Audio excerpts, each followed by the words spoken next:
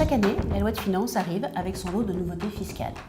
Cette année, elle retient particulièrement notre attention car c'est la première loi de finances du quinquennat, c'est la première mise en place par le nouveau gouvernement.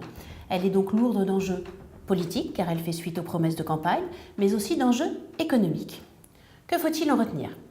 En matière de fiscalité des entreprises, on y relève une baisse de l'impôt sur les sociétés programmée sur 5 ans, mais aussi une transformation du CICE en baisse de charges visant à réduire le coût du travail. Mais le bouleversement n'est pas là.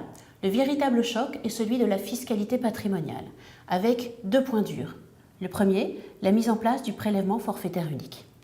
Le deuxième, la suppression tant attendue de l'impôt de solidarité sur la fortune et la mise en place d'un nouvel impôt, l'impôt sur la fortune immobilière. Alors Béatrix, en quoi consiste ce nouvel impôt ? Gaëlle, l'impôt sur la fortune immobilière va principalement frapper l'ensemble des biens et droits immobiliers appartenant aux contribuables et les parts ou droits détenus par ces derniers représentatifs de ces biens, dès lors qu'ils ne sont pas attachés à son patrimoine professionnel. Vont donc se poser diverses questions, notamment le passif. Quel est le passif déductible dans le champ de l'IFI? L'assiette des biens, comment va-t-on évaluer les biens taxables à l'IFI? Nous allons retrouver certaines règles que nous connaissons en matière de biens professionnels soumis à l'ISF concernant l'IFI.